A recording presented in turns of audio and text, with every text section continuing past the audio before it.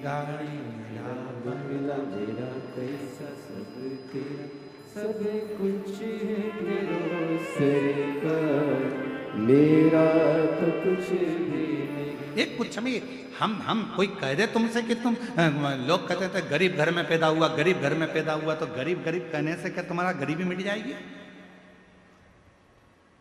गरीबी का रोना रोने से तुम्हारी गरीबी मिट जाएगी? गरीबी मिटाने के लिए खुद की मेहनत की जरूरत है। गरीबी मिटाने के लिए खुद के संघर्ष की जरूरत है।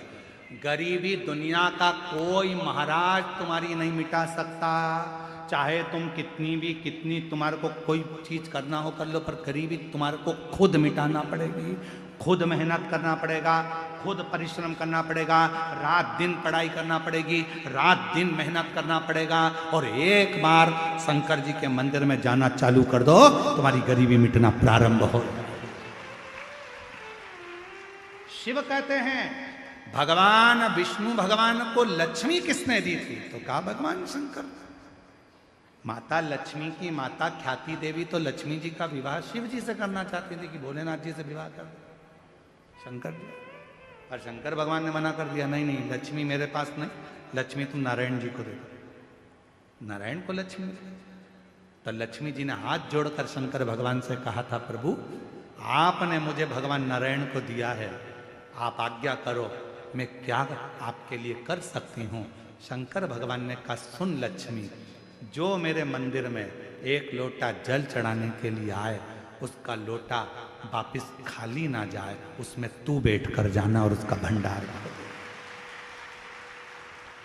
इसीलिए शिव मां, पहले के लोग अपने मंदिर का ही पानी उठाकर, मंदिर का ही लोटा उठाकर मंदिर की बाल्टी में से पानी भरकर शिव जी को चढ़ाते थे। बोलो चढ़ाते थे कि नहीं चढ़ाते थे? पहले के लोग मंदिर के नल में से पानी भरते मंदिर में ही चढ़ा देते थे।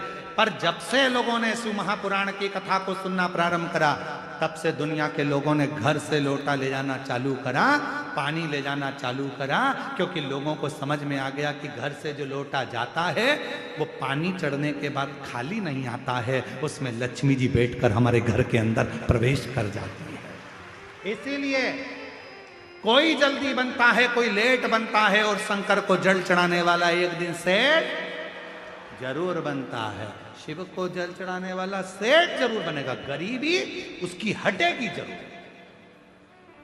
और हमने हमारी जिंदगी में देखा ही है, इतने 30-31 साल हो गए कथा करते करते। ये 30-31 साल में हमने अपनी जिंदगी में देखा है कि गरीब से गरीब व्यक्ति भी जब रोता हुआ कुबेरेश्वर बाबा की धरा पर जाता है, दिल से बाबा की कंकर की पूजन करता है, लोटा भर के जल चढ़ाता है, तो मेरा कुबेर भंडारी उसका हाथ पकड़कर उसको सेठ बनाना प्रारंभ कर देता है।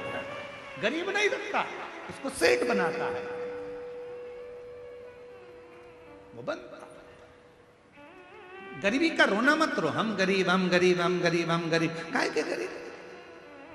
लखपति बनाकर भगवान ने पैदा करा तुमको? करोड़पति बनाकर भगवान पैदा करे? कितना अच्छा पूरा शरीर दिया है, बाजार में जरा एक आंख खरीद के तो लेके आओ, कितने की मिलेगी?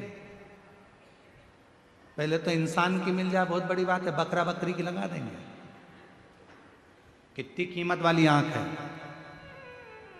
2-2 किडनी दे दी, एक किडनी कम से कम 20-20, 25-25 लाख की। आधा करोड़पति तो तू यही है शरीर में ही। कितना दिया परमात्मा ने तुझे, खाली नहीं भेजा, करोड़पति बनाकर भेजा। उससे पूछो जिसके पास नहीं रहता। जब कोई साधता है, कोई संभालता है, तो वो भगवान का स्वरूप हो जाता है। जैसे आप जब हॉस्पिटल जाते हो डॉक्टर को दिखाने के लिए, दवाई डॉक्टर देते हैं। शरीर में अगर रोग हुआ है, बीमारी हुई है, कष्ट हुआ है, तो शिव पुराण कहती है यहाँ वहाँ मत जाओ। शरीर में अगर रोग आया है तो सबसे पहले अपने गांव में, नगर में, शहर में जो हॉस्पिटल हो वहाँ डॉक्टर को दिखाओ। और डॉक्टर को विश्वास के साथ दिखाना कि मैं डॉक्टर साहब के पास जा रही हूं, मेरा शंकर भगवान मेरे को अच्छा करेगा, ये मेरा विश्वास करता है, तो वो दवाई शरीर में असर करना प्रारंभ कर देती, वो दवाई असर करती। और तुमने अगर पहले ही सोच लिया मैं तो इतने सारे डॉक्टरों के पास गई, इतने डॉक्टरों को मैंने दिखाया, अभी तक तो मैं अच्छी हुई नहीं, तो सीहोर वाले महाराज की कथा में भी जाऊंगी तो कौन सी अच्छी हो जाऊंगी। जब तुम्हारा विश्वास ही नहीं है तो तुम कितनी भी कथा सुन लो, जैसी की जैसी रहोगी। और तुमने अगर विश्वास कर लिया कि मैं इतनी दूर से कथा सुनने आई हूं, मैं उड़ीसा से आई हूं, मैं बंगाल से आई हूं, मैं रायपुर से आई हूं, मैं यहां से आई हूं, मैं कथा सुनने के लिए आई हूं, और ये मेरा विश्वास कहता है मेरे 5 पंडाल पूरे होंगे और मेरा बाबा मुझे अच्छा कर देगा, ये मेरा निर्णय है, तो बाबा करेगा। दुनिया मौके का फायदा उठाने के लिए बैठी है। मेरी जीजियों, आप सब मोबाइल चलाते हो, जितने बैठे हो ना सब मोबाइल चलाते हो। किसी की तारीफ हो रही होगी ना सोशल मीडिया पर, तो कोई उस पर कमेंट्स नहीं करेगा, कोई उस रील को आगे नहीं बढ़ाएगा। पर उसी सोशल मीडिया पर अगर किसी की एक बार किसी प्रसिद्ध व्यक्ति की बुराई चालू हो जाए तो फिर तो रील ऐसी वायरल होती है कि पूरी दुनिया में फैल जाती है। मतलब इस रील से आपको सीखना पड़ेगा कि दुनिया आपकी तारीफ सुनने के लिए नहीं बैठी है, दुनिया आपकी बुराई सुनने के लिए तत्पर बैठी है कि कुछ करे, और हम कोई नहीं चाहता कि आप अच्छा काम करो, कोई नहीं चाहता कि आप किसी भी तरह से कोई श्रेष्ठ कर्म करें।